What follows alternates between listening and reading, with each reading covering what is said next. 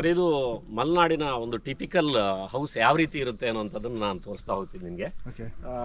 ಇಲ್ಲಿ ಮನೆಯನ್ನ ಹೆಂಚಿನ ಮನೆಯನ್ನ ಮಾಡಿದ್ರು ಕೂಡ ಒಳಗಡೆಯಿಂದ ಸಂಪೂರ್ಣವಾಗಿ ಅದನ್ನ ವುಡ್ ನಲ್ಲಿ ಕ್ಲೋಸ್ ಮಾಡಿರ್ತಾರೆ. ಅದರಿಂದ ಇವತ್ತು ನೀವು ಎಂತ ಟೆರೆಸ್ ಮನೆ ಮಾಡಿ ಏನೇ ಮಾಡಿದ್ರು ಕೂಡ ಅದರಲ್ಲಿ ಒಳಗಡೆ ತುಂಬಾ ಉಷ್ಣತೆ ಇರ್ತದೆ. ಇವತ್ತಂತೂ ನಾವು ಬೇಸಿಗೆ ಇವತ್ತು 40-45 ಡಿಗ್ರಿ ಹೋಗ್ತಾ ಇದೆಯಲ್ಲ, ಅಂತಹ ಒಂದು ಸೆಕೆಯಲ್ಲೂ ಕೂಡ ನಾನೀಗ ನಿಮ್ಮನ್ನ ಕರ್ಕೊಂಡು ಹೋಗ್ತಾ ಇರುವಂತಹ ಮನೆ ಏನಿದೆಯೋ ಅದರ ಟೆಂಪರೇಚರ್, ಅದ್ರ ಕೂಲಿಂಗ್ ಎಫೆಕ್ಟ್ ನೀವು ಖಂಡಿತ ಅದನ್ನು ಫೀಲ್ ಮಾಡ್ತೀರಿ. ಅದನ್ನ ಬಂದು ನೋಡ್ಬೇಕಿಲ್ಲಿ, ಆ ರೀತಿ ಇದೆ ಸರ್. ಇವಾಗ ಯಾವ ಫಿಲಮ್ ಶೂಟಿಂಗು ಸೀರಿಯಲ್ ಆಗಿದೆ ಸರ್ ಇಲ್ಲಿ ಜಲಪಾತ ರೀಸೆಂಟ್ ಆಗಿ ಆಗಿರುವಂಥದ್ದು. ಪೂರ್ವಪರ ಅಂತ ಬಹಳ ಹಿಂದಿನ ಒಂದು ಸಿನಿಮಾ, ಬಹಳ ಹಿಂದಿದ್ದು, ಅದು ಇಲ್ಲಿ ಶೂಟ್ ಆಗಿತ್ತು. ಆ ಪೂರ್ವಪರ ಆದಮೇಲೆ ಇವಳೆ ವೀಣಾಪಾಣಿ ಕೂಡ ಶೂಟ್ ಆಗಿತ್ತು ಸರ್. ಮತ್ತೆ ನಿಮ್ಗೆ ಮನೆ ಮುಂದೆ ಮಹಾಲಕ್ಷ್ಮಿ ಅಂತ ಹೇಳಿ ಒಂದು ಮನೆಯವರನ್ನೆಲ್ಲ ಅಂದ್ರೆ ಕೂಡು ಕುಟುಂಬದ್ದು ಒಂದು ಕಲ್ಪನೆ ಇಟ್ಕೊಂಡು ಒಂದು ಸ್ಟಾರ್ಟ್ ಆಡಿಸಿ ಅಕುಲ್ ಬಾಲಾಜಿ ಆಂಕರ್ ಆಗಿದ್ರಲ್ಲ, ಅದು ಕೂಡ ಇಲ್ಲೇ ನಡೆದಿತ್ತು ಸರ್. ಇದೊಂದು ದೊಡ್ಡ ಕೂಡು ಕುಟುಂಬ, ಒಂದು 25 ಜನ ಈ ಮನೆಯಲ್ಲಿ ವಾಸ ಮಾಡ್ತಾರೆ ಸರ್. ಅಂತದೊಂದು ಕೂಡು ಕುಟುಂಬ ಬಹಳ ಅಪರೂಪವಾಗಿದೆ. ಇಲ್ಲಿ ಬಂದ್ರೆ ನೀವು ಇದನ್ನ ಜಗಲಿ ಅಂತ ಹೇಳ್ತೀವಿ. ಇಲ್ಲಿ ಬಂದ ತಕ್ಷಣ ನಿಮಗೆ ಟೆಂಪರೇಚರ್ ಫೀಲ್ ಆಗ್ತದೆ ನೋಡಿ, ಎಷ್ಟು ಕೂಲಿಂಗ್ ಆಗ್ತಾ ಇದೆ ನೋಡಿ. ಇಲ್ಲಿ ಮೇಲ್ಗಡೆ ಬಂದ್ಬಿಟ್ರೆ ಫುಲ್ ವುಡ್ ಸೀಲಿಂಗ್ ಇರ್ತದೆ. ಸೊ ಇದು ಟಿಪಿಕಲ್ ಮಲೆನಾಡು ಸ್ಟೈಲ್. ಇಲ್ಲಿ ಈಗ ನಾವು ಶೆಲ್ಫ್ ಮಾಡ್ತೀವಿ ಇದೆಲ್ಲ ವುಡ್ ಅಲ್ಲೇ ಮಾಡೋಂತ. ಆಮೇಲೆ ಇದು ಕಂಬಗಳ ಮೇಲೆ ಇಡೀ ವಿನ್ಯಾಸ ನಿಂತಿರುವಂತದ್ದು. ಇದ್ರ ಮೇಲ್ಗಡೆ ಮತ್ತೆ ಹಿಂದೆ ಸ್ಲ್ಯಾಬ್ ಹಾಕುವಂತ ವ್ಯವಸ್ಥೆ ಇರಲಿಲ್ಲ, ಆದ್ರೂ ಕೂಡ ನೋಡಿ ಅದ್ರ ಮೇಲ್ಗಡೆ ಮನೆ ಇದೆ, ಮೇಲ್ಗಡೆ ರೂಮ್ ಇದೆ. ಡೋರ್ ಯಾಕೆ ತುಂಬಾ ಚಿಕ್ಕದಾಗಿರುತ್ತಲ್ಲ ಮಲೆನಾಡಲ್ಲಿ ಏನಂತ ಹೇಳಿದ್ರೆ ಮಳೆ ಗಾಳಿ ಜೂನ್ ತಿಂಗಳಿಂದ ಜಾಸ್ತಿ ಆಗುತ್ತೆ. ಸೊ ಆ ಹ್ಯುಮಿಡಿಟಿ ಕಂಟ್ರೋಲ್ ಮಾಡೋಕ್ಕೋಸ್ಕರ ಇದೆಲ್ಲ ಹೀಗೆ ಇರ್ತದೆ. ಮತ್ತೆ ಹಿಂದಿನ ಒಂದ್ ಕಲ್ಪನೆ, ಇಲ್ಲೊಂದು ಫೋಟೋ ಹೊಡೆದಿರ್ಬೇಕು, ತಲೆ ತಗ್ಸಿ ಬರ್ಬೇಕು ಅಂತ, ಅದಕ್ಕೋಸ್ಕರ ಮಾಡಿರುವಂತ. ಇಲ್ಲಿ ಬನ್ನಿ, ಇನ್ನೊಂದು 2-3 ಡಿಗ್ರಿ ಟೆಂಪರೇಚರ್ ಡೌನ್ ಐತಿ. ಕೂಲ್ ಆಯ್ತು ಸರ್. ಇದು ನೋಡಿ, ಈ ಮನೆಯಲ್ಲಿ ಟ್ರೆಷರಿ ಇರ್ತಿತ್ತು. ಇವತ್ತು ನಂಗೆ ನಾವು ಬ್ಯಾಂಕ್ ಅಲ್ಲಿ ಹೋಗಿ ಅಲ್ಲಿ ನಾವು ಲಾಕರ್ ತಗೊಳ್ಳುವಂತ ವ್ಯವಸ್ಥೆ ಇಲ್ಲ, ಮನೆಯಲ್ಲೇ ಟ್ರೆಷರ್ ಇರ್ತದೆ. ಇದಕ್ಕೂ 2 ಕೀ ಇರುತ್ತೆ. ಇದು ವುಡ್ ಅಲ್ಲ, ಇದು ಮೆಟಲ್. ಇದು ಹೆವಿ ಗೇಜ್ ಮೆಟಲ್ ಹಾಕಿ ಮಾಡುವಂತದ್ದು. ಇದು ಎಲ್ಲ ಭಾರಿ ಅಪರೂಪ ಇವತ್ತು. ಈ ಕಡೆ ಬಂದ್ರೆ ನೋಡಿ, ಇಲ್ಲೆಲ್ಲ ವುಡ್ ವರ್ಕ್ಸ್ ನೋಡ್ತಾ ಹೋಗ್ಬೇಕು. ಎಲ್ಲವೂ ಕೂಡ ಹಲಸಿಂದ ಮಾಡಿರುವಂತದ್ದು. ಈಗ ಬನ್ನಿ, ಇನ್ನೂ 1 ಡಿಗ್ರಿನೋ 2 ಡಿಗ್ರಿನೋ ನಿಮಗೆ ಟೆಂಪರೇಚರ್ ಕೂಲ್ ಆಗಿರುವಂತದ್ದು ಗೊತ್ತಾಗ್ತದೆ. ಸೊ ಹೊರಗಡೆ ನಿಮ್ಗೆ ಒಂದು 50 ಡಿಗ್ರಿ ಇರ್ಲಿ, ಇಲ್ಲಿ ಬಂದ್ರೆ ನಿಮ್ಗೆ 23-24 ಡಿಗ್ರಿ ಟೆಂಪರೇಚರ್ ಇದೆ. ನೀವು ಬೇಕಾದ್ರೆ ಮೆಷರ್ ಮಾಡಬಹುದು. ಇದು ದೇವರ ಮನೆ ಸರ್. ನಿತ್ಯ ಪೂಜೆ ನಡೀತದೆ, ಯಾವುದೇ ಕಾರಣಕ್ಕೂ ಪೂಜೆ ನಿಲ್ಲಲ್ಲ, ಆಯ್ತಾ. ನಿತ್ಯ ಅದನ್ನ ಯಾವುದೇ ಒಂದು ಕಮರ್ಷಿಯಲ್ ಇದಲ್ಲ, ಎಲ್ಲವೂ ವುಡ್ ಸರ್, ಎಲ್ಲ ವುಡ್, ಎಲ್ಲವೂ ಹಲ್ಸು ಸರ್, ಎಲ್ಲವೂ ಹಲ್ಸು.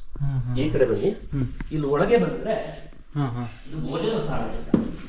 ಈ ಭೋಜನ ಶಾಲೆಯಲ್ಲಿ ಒಂದು 50 ಜನ ಆರಾಮ ಕೂತ್ಕೊಂಡು ಊಟ ಮಾಡೋ ಹಂಗಿರ್ತದೆ. ಎಲ್ಲರೂ ಒಟ್ಟಿಗೆ ಕೂತು ಊಟ ಮಾಡುವಂತದ್ದು ಇಲ್ಲಿ ಕಲ್ಚರ್ ಸರ್. ಎಲ್ಲರೂ ಒಟ್ಟಿಗೆ ಮನೆಯಲ್ಲಿ ಎಲ್ಲರೂ ಕೂರ್ಬೇಕು, ಹೆಂಗಸರೆಲ್ಲ ಬಡಿಸ್ಬೇಕು. ನೆಲದಲ್ಲಿ ಕೂತ್ಕೊಂಡ್ರು, ಡೈನಿಂಗ್ ಟೇಬಲ್ ಸಿಸ್ಟಮ್ ಇಲ್ಲ. ಸೊ ನೆಲದಲ್ಲಿ ಕೂತು ಊಟ ಮಾಡುವಂತಹ ವ್ಯವಸ್ಥೆ ಇದೆ. ಇಲ್ಲೆಲ್ಲ ಪಾತ್ರೆ ಎಲ್ಲ ಪಗಡಿ ಎಲ್ಲ ಇಡುವಂತಹ ಪರಿಕರ ಇಡ್ಲಿಕ್ಕೆಲ್ಲ ಶೆಲ್ಫ್ ಇದೆ. Everything is wood sir. So ಇಲ್ಲೆಲ್ಲ ಕಾರ್ವೆ ವರ್ಕ್ ಎಲ್ಲ ನೋಡಬಹುದು. ಇದು ಒಂದು ಮನೆಯಲ್ಲೇ ಇಷ್ಟು ಇವರು ಅಂದ್ರೆ ಒಂದು ವಾಸ್ತುಶಿಲ್ಪ ಮತ್ತೆ ಇದಕ್ಕೆಲ್ಲ ಆಯ ಇದೆ. ಅವನ ರಾಶಿ ಎಲ್ಲ ಇರ್ತದಲ್ಲ, ಆ ರಾಶಿ ನಕ್ಷತ್ರಗಳನ್ನ ನೋಡಿಕೊಂಡು ಇಷ್ಟ ಆಯ ಇರಬೇಕು. ಇದು ಹೊರಾಂಗಣಕ್ಕೆ ನಾವು ಬರ್ತಾ ಇದೀವಿ. ಮನೆಯಲ್ಲಿ ವಿಶೇಷ ಕಾರ್ಯಕ್ರಮಗಳೆಲ್ಲ ನಡೆದಾಗ ಇಲ್ಲಿ ಹಿಂದೆ ಬಹಳ ಇವರು ಚೆನ್ನಾಗಿ ಸ್ಥಿತಿವಂತರಿರುವಾಗ, ಅಂದ್ರೆ ಅಡಿಕೆ ಬೆಳೆ ಚೆನ್ನಾಗಿದ್ದಾಗ ಮಲೆನಾಡಲ್ಲಿ, ಅಂತ ಸಂದರ್ಭದಲ್ಲಿ ಉಚಿತವಾಗಿ ಎಷ್ಟೋ 100 ಮದುವೆಗಳನ್ನ ಮನೇಲಿ ಮಾಡಿಸಿದ್ದಾರೆ, ಉಚಿತವಾಗಿ ಮಾಡಿಸಿದ್ದಾರೆ. ಕಡು ಬಡವರು ಬಂದು ಇಲ್ಲಿ ಮಾಡ್ಕೊಂಡು ಹೋಗ್ಬೋದು. ಅಂತ ಸಂದರ್ಭದಲ್ಲಿ ಅಡಿಗೆ ಇತ್ಯಾದಿ ಮಾಡ್ಲಿಕ್ಕೋಸ್ಕರ ಒಂದು ವ್ಯವಸ್ಥೆಯನ್ನು ಮಾಡ್ಕೊಂಡಿದ್ದಾರೆ. ಹಾಗೆ ನಾವು ಇಲ್ಲೋದ್ರೆ ನೆಕ್ಸ್ಟ್ ಇನ್ನೊಂದು ಅಡಿಗೆ ಮನೆ ಇದೆ. ಸೊ ಇವೆಲ್ಲವೂ ಕೂಡ ವಿಶೇಷ ಸಂದರ್ಭಗಳಲ್ಲಿ ಅಡಿಗೆಯನ್ನ ಮಾಡ್ಲಿಕ್ಕೆ ಇಲ್ಲಿಗೆ ಪಾತ್ರೆ ಪರಡಿ ಎಲ್ಲ ವ್ಯವಸ್ಥೆನೂ ಕೂಡ ಇದೆ ಸರ್. ಒಂದು ಕಾಲದಲ್ಲಿ ಅತ್ಯಂತ ಸಮೃದ್ಧವಾದಂತಹ ಮಲೆನಾಡು ಮನೆಗಳಲ್ಲಿ ಇದು ಒಂದು ದೊಡ್ಡ ಮನೆ ಅಂತ ಹೇಳಿ ಅಂತದ್ದು. ಇದು ಎಲ್ಲ ವಿಶೇಷ ಸಂದರ್ಭದಲ್ಲಿ ಅಡಿಗೆ ಮಾಡ್ಲಿಕ್ಕೆ ಇರುವಂತದ್ದು. ನೀವು ಇಲ್ಲಿ ನೋಡಿದ್ರೆ ಗೊತ್ತಾಗತ್ತೆ, ಒಂದು ಅಡಿಗೆ ಪ್ರಿಪರೇಷನ್ಗೆ ಏನೇನು ವ್ಯವಸ್ಥೆ ಬೇಕು ಎಲ್ಲ ಇದೆ. ಆಮೇಲೆ ಬಂದಂತಹ ಅತಿಥಿಗಳು ಇತ್ಯಾದಿ ಅವರಿಗೆಲ್ಲ ಶೌಚಾಲಯದ ವ್ಯವಸ್ಥೆ ಇತ್ಯಾದಿ ಈ ಭಾಗದಲ್ಲಿ ಇತ್ಲು ಅಂತಾರಲ್ಲ ಸರ್, ಅಂತ ಹೇಳ್ತಾರೆ. ಹಿಂಭಾಗ ಇಲ್ಲಿ ಅವರಿಗೆಲ್ಲ ಶೌಚಾಲಯದ ವ್ಯವಸ್ಥೆ ಇತ್ಯಾದಿ ಮಾಡಿದ್ದಾರೆ. ಇಲ್ಲಿ ಲೇಬರ್ಸ್ ಎಲ್ಲ ಬಂದವರು ಅವರೆಲ್ಲ ಕೆಲಸ ಮುಗಿದ ತಕ್ಷಣ ವಿಶ್ರಾಂತಿ ತೆಗೆದುಕೊಳ್ಳಲಿಕ್ಕೆ ಇದನ್ನೆಲ್ಲ ಬಳಸ್ಕೊಳ್ಳುವಂಥದ್ದು, ಅಂದ್ರೆ ಮದುವೆ ಮುಂಜಿ ಇತ್ಯಾದಿ ಊಟಕ್ಕೆ ಎಲೆ ಹಾಕುವಂಥದ್ದು. ಅವಾಗ ಅಂದ್ರೆ ಉಚಿತವಾಗಿ ಕೊಡ್ತಾ ಇದ್ರಲ್ಲ ಸರ್? ಕೊಡ್ತಾ ಇದ್ರು. ಬಟ್ ಈಗ ಕಾಲ ಬದಲಾಗಿದೆ. ಬಟ್ ಅದಕ್ಕೆ ಕಾರಣ ಏನಿರ್ಬೋದು ಸರ್? ಇಲ್ಲಿ ಇವತ್ತು ಆರ್ಥಿಕವಾಗಿ ಹಿನ್ನಡತೆ ಆಗೋದಕ್ಕೆ ಕಾರಣ ಮಲೆನಾಡಲ್ಲಿ ಅಡಿಕೆ ಅನ್ನುವಂಥದ್ದು ಆರ್ಥಿಕ ಬೆಳೆಯಾಗಿತ್ತು. ಆರ್ಥಿಕ ಬೆಳೆಯಾದಂತಹ ಅಡಿಕೆಗೆ ತುಂಡೆ ರೋಗ ಅಂತ, ಮತ್ತೆ ಇನ್ನೊಂದು ಎಲೆಚುಕ್ಕಿ ರೋಗ, ಇವೆರಡಕ್ಕೂ ಇವತ್ತು ಸೂಕ್ತವಾದ ಪರಿಹಾರ ಇಲ್ಲದೆ ಅನೇಕ ಮಲೆನಾಡು ಮನೆ ಖಾಲಿ ಆಗ್ತಾ ಇದೆ.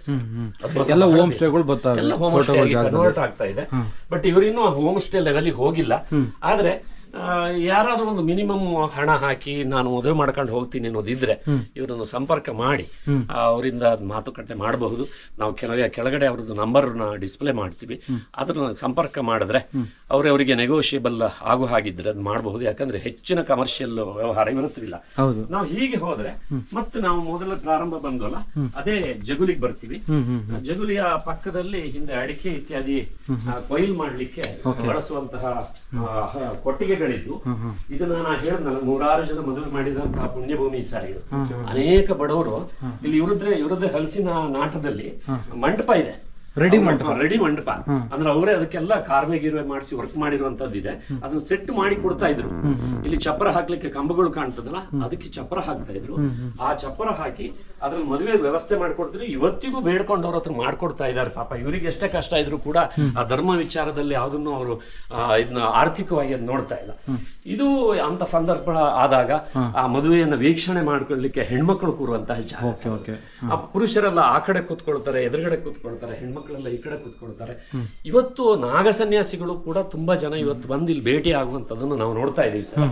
ಅವ್ರು ಬಂದ್ರೆ ಏನ್ ಮಾಡ್ತಾರೆ ಅಂತ ಹೇಳಿದ್ರೆ, ನಮ್ಮಲ್ಲಿ ಇಲ್ಲಿ ಈ ಜಾಗ ಇದೆಯಲ್ಲ, ಈ ಜಾಗದಲ್ಲಿ ಅವರು ಓಪನ್ ಆಗಿ ಅಡಿಗೆ ಮಾಡ್ಕೊಳ್ತಾರೆ. ಅವ್ರಿಗೆ ಏನಂತ ಹೇಳಿದ್ರೆ ಇಟ್ಟಿಗೆ ಮತ್ತೆ ಕಟ್ಟಿಗೆ 2 ಕೊಟ್ರೆ ಸಾಕು ಸರ್. ಅವರು ಅದನ್ನ ಅಡಿಗೆ ಮಾಡ್ಕೊಂಡು ಅವ್ರು ಹೋಗ್ತಾರೆ. ಪ್ರತಿ ವರ್ಷ ಒಂದ್ಸರಿ ಬಂದು ಇಲ್ಲಿ ಸೌಕರ್ಯ ನೋಡಿ ಹೋದವರು ಪ್ರತಿ ವರ್ಷ ಅವ್ರು ಬಂದು ಇಲ್ಲಿ ಭೋಜನ ಇತ್ಯಾದಿ ಮಾಡಿ 1-2 ದಿವಸ ವಿಶ್ರಾಂತಿ ಮಾಡಿ ಹೋಗುವಂತದ್ದಿದೆ.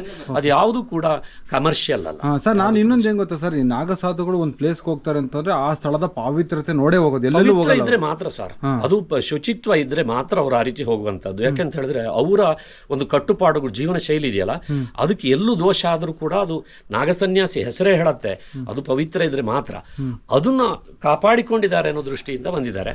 ಆದ್ರಿಂದ ಇವ್ರಿಗೂ ಈ ಹೋಮ್ ಸ್ಟೇ ಆಗಲಿ ಅಥವಾ ಇನ್ನೊಂದೇನಾಗ್ಲಿ ರೆಸಾರ್ಟ್ ಮಾಡಿ ಹಣ ಮಾಡಬಹುದಿತ್ತು. ಆದ್ರೆ ಸ್ಥಳದ ಪಾವಿತ್ರತೆಗೆ ಧಕ್ಕೆ ಬರುತ್ತೇನೋ ಅನ್ನೋದನ್ನು ಒಂದು ಅವ್ರ ಮನಸ್ಸಿನಲ್ಲಿ ಇಟ್ಕೊಂಡಿದ್ದಾರೆ. ಅಂದ್ರೆ ನೋಡಿ ಸರ್, ಈ ಸ್ಥಳಕ್ಕೆ ಅಷ್ಟು ಪಾವಿತ್ರ್ಯ ಬರೋದಕ್ಕೆ ಈ ದೇವಸ್ಥಾನನೇ ಕಾರಣ. ಇಲ್ಲಿ ನಾವು ಮುಂದೆ ಹೋದ್ರೆ ನಾವು ವಾರಾಹಿ ದೇವಸ್ಥಾನವನ್ನು ನೋಡಬಹುದು. ವಾರಾಹಿ ಅಮ್ಮನವರು ಅಂತ ಹೇಳಿದ್ರೆ ಒಂದು ಶಕ್ತಿ ದೇವತೆ.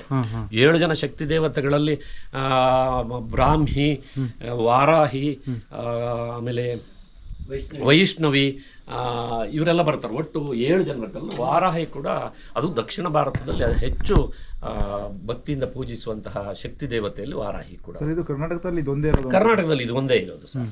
ವಾರಾಹಿ ಅನ್ನುವಂಥದ್ದು ಇದು ಒಂದೇ ಇರುವಂತಹ ದೇವಸ್ಥಾನ, ಬಹಳ ವಿಶೇಷವಾಗಿದೆ. ಮದುವೆ ಏನೋ ಆಗಕ್ ಬಂದ್ರೆ ಆರಾಮಾಗಿ ಈಗ ದೇವಸ್ಥಾನ ಇರೋದ್ರಿಂದ ಎಲ್ಲವೂ ಇಲ್ಲೇ ಆದಂಗ ಆಗುತ್ತೆ. ಎಲ್ಲ ಆಗುತ್ತೆ. ಈಗ ಅಂತ ಭಕ್ತರಿಗೆ ಇಲ್ಲಿ ಸ್ಥಳಾವಕಾಶ ಕೊಟ್ಟು ಅವರಿಗೆ ಊಟೋಪಚಾರ ಇತ್ಯಾದಿ ಮಾಡೋದಕ್ಕೂ ಕೂಡ ಇಲ್ಲಿ ವ್ಯವಸ್ಥೆಯನ್ನ ಕೊಡ್ತಾರೆ.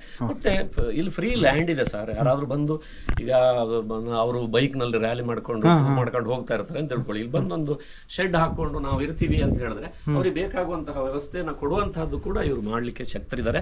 ಇವ್ರದ್ದೇ ಒಂದು 10 ಎಕರೆ ಜಮೀನು ಇದೆ, ಜಾಗ, ಖಾಲಿ ಜಾಗ ಇದೆ, ಬೇಕಾದಷ್ಟು ಇದೆ, ಏರಿಯಾ ಇದೆ, ಸೇಫ್ಟಿ ಇದೆ. ಮತ್ತೆ ಪ್ಯೂರಿಟಿಗೆ ಮಾತ್ರ ಆದ್ಯತೆ ಕೊಡಬೇಕಾಗುತ್ತೆ ಬರೋರು. ಮತ್ತೆ ಇಲ್ಲಿ ದೇವಸ್ಥಾನ ಇರೋದ್ರಿಂದ ಡ್ರಿಂಕ್ಸಿಗಿಲ್ಲ, ಆಮೇಲೆ ನಾನ್ ವೆಜ್ಜಿಗೆ ಅವಕಾಶ ಇಲ್ಲ ಸರ್. ಹಾಗೆ ಬಂದು ನಾನು ಪ್ಯೂರ್ ಆಗಿ ಇಲ್ಲಿ ಪಾವಿತ್ರ್ಯತೆಯನ್ನು ಕಾಪಾಡ್ಕೊಳ್ತೀನಿ ಅಂತ ಹೇಳಿ. ನೇಚರ್ ತುಂಬಾ ಚೆನ್ನಾಗಿದೆ ಸರ್.